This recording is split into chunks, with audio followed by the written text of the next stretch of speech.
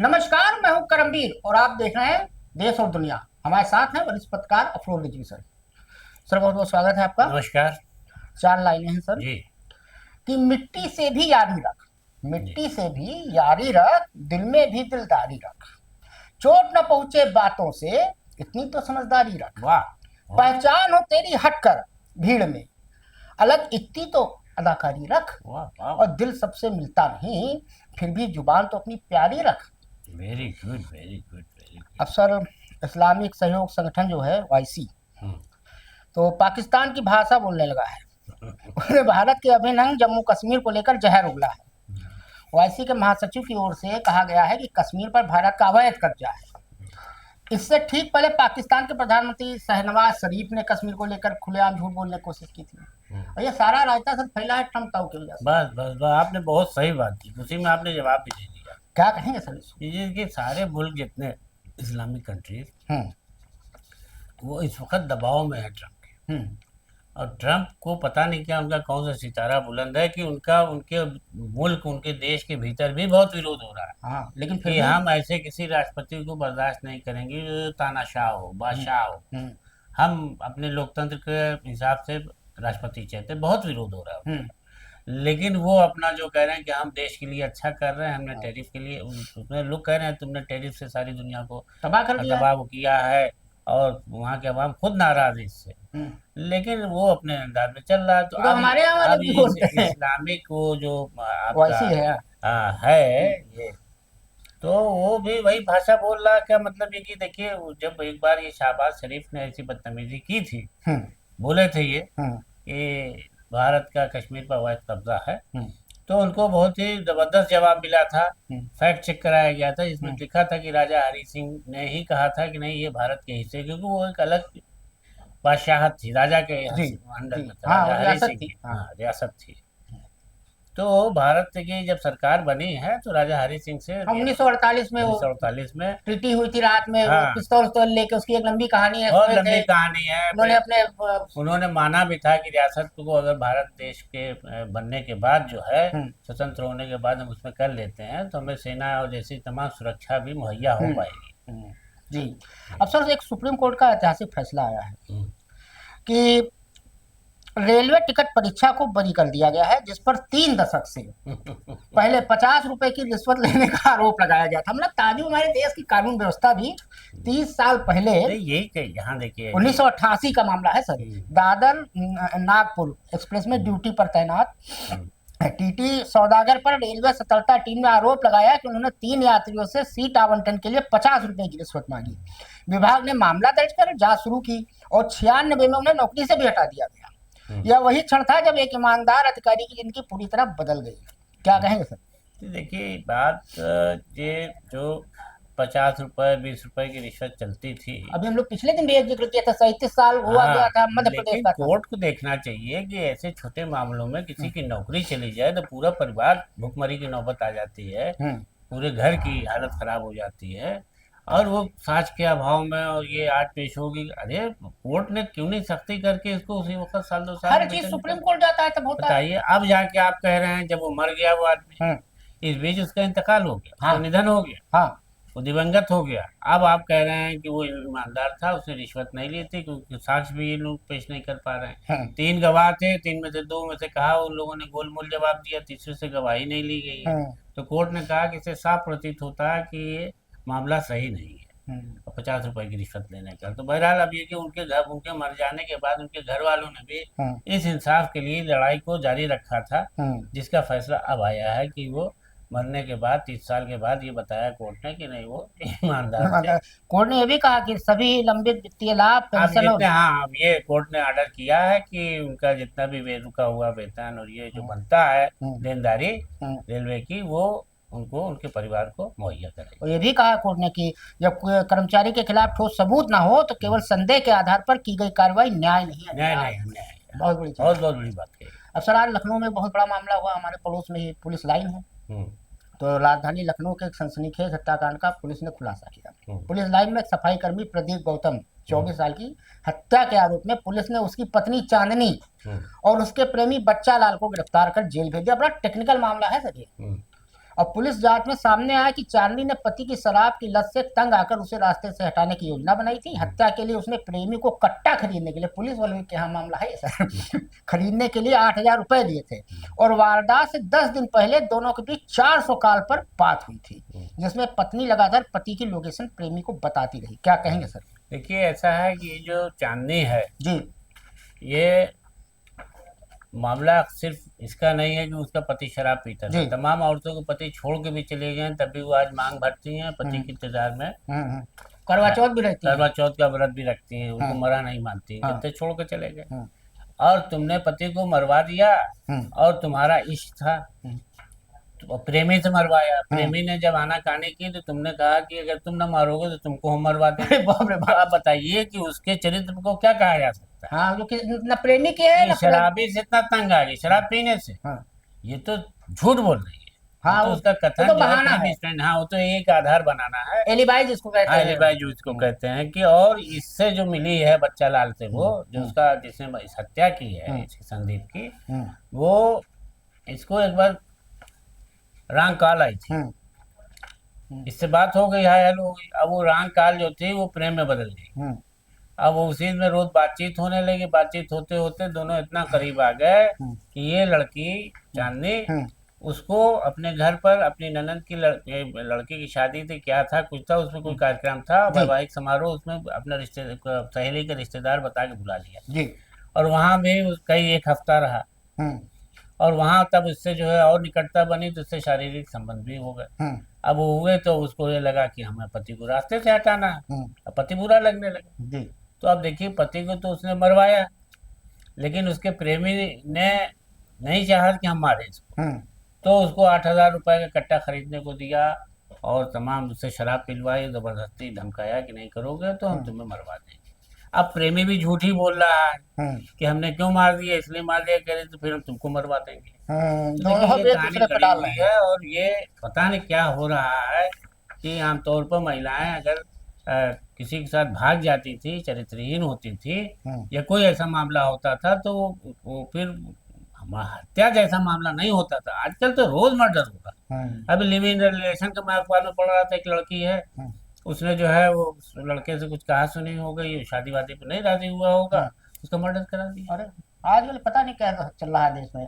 वैसे भी 10 में से 6 शादी जो होती है उसमें से तलाक होता है, और ये सब होता है। अखबार आप सुबह उठाएंगे तो आपको इस तरह की वाकयात ज्यादा। इसका एक रीजन सर ये भी, अब न्यूक्लियर फैमिली हो गई ना, परिवार संयुक्त रहे नहीं। पहले होता था कि परिवार संयुक्त होता था, दादा से डरते थे, चाचा से डरते थे, घूंघट होता था कि जेठ हैं घर में बड़े बुजुर्ग हैं। कुछ नहीं। अब सब चीजें लड़कियां ऐसे लिपस्टिक, पहले लिपस्टिक नहीं लगा सकती थी, नेल पॉलिश नहीं लगा सकती, अब तो मस्कारा पता नहीं हमारे क्या लड़कियों को डांट पड़ती थी कि ऐसे कपड़े ना पहनो, ऐसे तुम मेहंदी नहीं लगाओ। तो सर हजरतगंज चले जाइए, शर्म आती है, वो ऐसा कपड़ा पहने रहते हैं, उनके माँ बाप पता नहीं कैसे हैं जो ऐसे ही इजाजत। और अब तो ये हालत हो गई है कि हाथ में हाथ डाल के, कांधे पे कांधा डाल के चल रही है।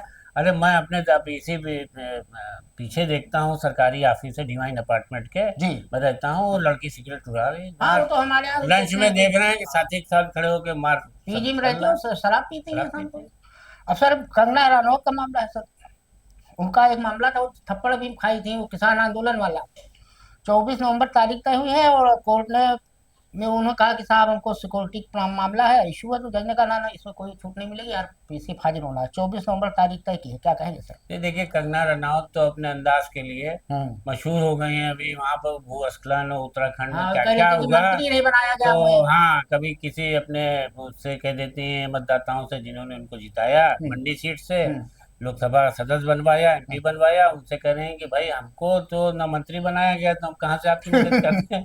फिर दूसरा, जब वहाँ पर दैवीय आपदा हुई तो कहने मैं खुद लुट गई, मेरा होटल कमाई नहीं कर रहा है। अरे मैं भी यहीं की बेटी हूँ, मुझसे पूछो, मेरा भी तो दर्द पूछो। अच्छा, जब कोई मीडिया वाला पूछता तो उससे कहते हैं कि एकदम टूट पड़ोगे क्या मुझ पर। और 2014 में देश आजाद हुआ था, उन्होंने बताया था। ये सब बातें उनकी, और तो कोर्ट में यही कहा गया कि आज 4 साल बाद आपको याद आ रहा है माफीनामा, 2020 का मामला है। परिवार वालों ने इसको स्वीकार नहीं किया। और यही में वो देखिए, वो थी ISF में महिला कर्मचारी, उसने इनको एयरपोर्ट पर थप्पड़ मारा था। ये कह के कुलविंदर कौर ने थप्पड़ मारा था, ये कह के कि मेरी माँ भी उस आंदोलन में शरीक थी, इन्होंने बेइज्जती की थी। तो अब ये कोर्ट में कहने लगे कि मुझे डर है कि मेरे पर हमला हो सकता है और मुझको जो है ये छूट ये दी जाए, यहाँ ना आने, वो पेशी के लिए माफी मांगी और ये किया वो किया, लेकिन बहरहाल कुछ इनको अभी नहीं, कोर्ट जो है अभी घर वालों ने इससे मना कर दिया है कि हमने माफी नहीं किया दिया है। अब सर अभी जो मजेदार बात है, हमारे विश्वगुरु हम बन रहे हैं, पता नहीं क्या क्या हो रहा है। ट्रम्प तो बड़ा बड़ा बड़ा बड़ाई भी करते हैं मोदी जी के, उसके बाद धीरे धीरे छुआ भी देते हैं। अब अमेरिका से हाल ही में वापस भेजे गए भारतीयों में हरियाणा, कैथल, करनाल और कुरुक्षेत्र जिलों के 35 लोग शामिल हैं। खाली हरियाणा के नहीं है सर, इसमें यूपी के भी हैं, इसमें गुजरात के भी हैं। मजे बात है, क्या कहेंगे सर? अब बेड़ी लगा के भेजे गए हैं। फिर कुछ नौजवानों का, युवकों का तो पढ़ा हमने, उसमें बहुत ही अफसोसनाक है कि 40 लाख की जमीन बेची, फिर पैसा कम पड़ गया, फिर कहाँ से और जुटाया, करीब करीब 54-55 लाख डंकी रूट से गए, डंकी से, जिसको किसी जमाने में जब भारत पाकिस्तान का था तो हम लोग बहुत छोटे थे तो लोग कहते थे कि कैसे गए, पासपोर्ट तो बन नहीं रहा, सख्ती है, तो कहा गर्दन ढकेल पासपोर्ट से, गर्दनिया पासपोर्ट कहते थे कि यूं पकड़ते हैं और यूं गड्ढे में ढकेल देते हैं, उस पार निकल जाते हैं सर। बांग्लादेश में तो वो मैंने सलमान खान के पिक्चर में देखा, बजरंगी भाईजान में, वो भी उसी लाइन से कैसे आए वो तार के नीचे। हाँ, तो कैसे आओ, तो पटरा हटाया गया, गड्ढा गाड़ थी और अंदर जाके उधर सरहद में रास्ता निकल, तो हमें समझ में आया कि वो पकड़ते हैं, तो ढकेल दिया उस सरहद पे, गर्दन ढकेल पासपोर्ट। हाँ, विदेश मंत्रालय भी कह रहा है जनवरी से अब तक 2417 भारतीयों को तो ये जिस तरीके से वहां पर रह रहे हैं किसी देश में आप जी, और इनको एजेंट गलत बताते हैं, और ये सही बात है कि 4-5 लाख लोग अमेरिका में गलत तरीके से रह रहे थे, अमेरिका बर्दाश्त किए हुए था। हालांकि ट्रम्प ताऊ का दूसरा वहाँ के अवाम जो है या वहाँ के लोग जो है उनका ये मानना है कि इनके वजह से यहाँ पर जो है टैक्स और कारोबार में आर्थिक स्थिति अमेरिका की मजबूत हुई है। जिस तरीके से ये भगा रहे हैं उससे वहाँ के लोग खुश नहीं हैं, वो ये चाहते हैं कि ये कार्रवाई ये ना करें। अब सर एक मजेदार मामला मिला, ट्रम्प ताऊ पिछले दिन चिल्ला रहे थे पाकिस्तान सपोर्ट कर रहा है, हमको नोबेल दिया जाए, हमने 7-8 देशों का युद्ध रुकवाया है, जिसमें एक ताजा था गजा और इजराइल वाला। अब फिर मंगलवार रात गजा में इजरायली हमलों में तकरीबन 104 फिलिस्तीनी मारे गए, जिसमें 46 बच्चे और 20 महिलाएं हैं, 250 लोग घायल हैं। क्या कहेंगे सर ये ट्रम्प ताऊ ने उसे समझौता करा दिया है, हाँ। लेकिन अभी पूरी तरह से फौजों की वापसी वहां नहीं हुई है। इसराइली फौज भी वैसी लगी हुई है और हमास जो है वो इसराइल चाहता है कि हमास पूरी तरीके से अपना असलहा हमारे पास रख दे, पूरा आत्मसमर्पण करे, इसको एकदम शस्त्र इसके हाथ में न हो, और वो ये चाहता है, हमास चाहता है कि अब यहाँ पर हमारी हुकूमत हो। तो इस तरीके से टकराव, भीतरी टकराव जारी है दिखावे का। ये तो समझौता हो गया जब उस तरह की जंग नहीं हो रही है, लेकिन ये चल रहा है। तो इसको लेकर रोज खबरें आ रही कि वो नेतन्याहू जो है इसराइल के प्रधानमंत्री, वो कहते हैं कि साहब ये जो है वो इसको जो है हमास को जब तक खात्मा नहीं हो जाता तब तक हमारा जो है ये रुकेगा नहीं। अब सर बिहार चुनाव चल ही रहा है, तो आज राहुल गांधी ने पहली जनसभा 2 की, एक मुजफ्फरनगर में, दूसरी दरभंगा में। आज योगी आदित्यनाथ ने भी जनसभा की है, राजनाथ सिंह ने भी की है। अब यहाँ पे राहुल गांधी ने कहा कि भाजपा आज तक आपको जो भी मिला है, चाहे वो वोट हो, शिक्षा हो या स्वास्थ्य, संविधान की वजह से मिला है। सर बिहार का चुनाव बड़ा इंटरेस्टिंग हो गया, उसमें सबसे ज्यादा एक मजा है पीके का। और रोज नया सर्वे आ रहा है, कोई कभी उनको नीतीश को आगे बताता है, कभी तेजस्वी को, और नीतीश का हाल ये है कि नीतीश कह रहे अड़े हुए कि हमें मुख्यमंत्री घोषित कर दो। देखिए, हमको तो आपने पढ़ लिया पूरा। हाँ, बिहार के मामले में हमको ये लगता है कि मीडिया का रोल सही नहीं चल रहा है। कल मैं देख रहा था तो जो भारत समाचार या जो ऐसे लोग हैं जो गोदी मीडिया वाले हैं, वो उन लोगों तक पहुंच रहे हैं जो सीधे कहते हैं कुछ भी हो मोदी को वोट देंगे। तो कह लगे यहाँ तो नीतीश जी को वोट देना, कहने लगे कि नीतीश का मतलब मोदी, वो वोट मोदी को जाएगा, वो उन्हीं की पार्टी से लड़ रहे हैं। तो कल मैं देख रहा था कि एक भी ऐसा आदमी इनको नहीं मिला जिस चौपाल में गए, सब ने कहा कि जो है वो कौन चोर है, वो फला चोर है, इनका बाप चोर था, उनकी खानदान चोर है, मतलब ये सब चलता रहा। फिर देखो कि जो उस तरीके के वो रिपोर्टर हैं तेजस्वी के फेवरी वाले कहेंगे इसलिए कि वो वहाँ इंटरेस्ट ले रहे हैं। हाँ, बस इनकी है। एक है, एक क्या है इनका के पीके का भी खेमा। हाँ वो सबका है। हाँ, हो सकता है कि पीके पीके। मुख्यमंत्री बन हाँ, जाए। अब वो कह रहे हैं कि अगर इस बार नहीं 25 में नहीं तो 30 में तय। तय है। पीके को भी लेकर के इस वक्त बयार बह रही है वहाँ मतलब पर। मुख्यमंत्री कुर्सियां बिक रही है, हाँ, बिक सब रही है, सब खरीद रहे हैं। सब खरीद रहे हैं। और फिर मजेदार बात है, ट्रम्प टाउन ने फिर कांड किया। पैसिफिक इकोनॉमिक कोऑपरेशन सम्मेलन में हिस्सा लेने के लिए दक्षिण कोरिया पहुंचे अमेरिकी राष्ट्रपति डोनाल्ड ट्रंप ने भारत के प्रधानमंत्री नरेंद्र मोदी की तारीफ तो की, लेकिन फिर उन्होंने कहा कि मैंने टैरिफ का डर दे के और दोनों का युद्ध रुकवाया। और मोदी जी चुप है, मोदी जी नहीं गए हैं, वही प्रचार अभियान में जुटे हुए हैं, इसी डर से नहीं जा रहे हैं मोदी जी, ठीक है, उनके मुंह पे टक्कर दे ट्रम्प। क्या कहेंगे सर? देखिए, अब देश के लोगों ने भी ये मान लिया कि ट्रम्प जो है तो भारत को खाली बदनाम करने के लिए ये सब बयान दे रहे हैं, और भारत इस बात से मुतमईन है, भारत के लोग की जनता की हमारे प्रधानमंत्री ने ऐसा कुछ नहीं किया, और ऑपरेशन सिंदूर करके मामले को ख़त्म कराया है। और अभी हमारा ऑपरेशन सिंदूर जारी है, अगर ऐसी वाक़या होगा तो फिर होगा, क्योंकि प्रधानमंत्री नरेंद्र मोदी जी ने बिल्कुल सबको विश्वास और यकीन दिला दिया है कि अब इस तरह की घटना नहीं होगी। ज़रा सा भी पाकिस्तान ने कुछ किया तो इससे भी ज़्यादा कड़ा जवाब। हाँ, उन्होंने कहा।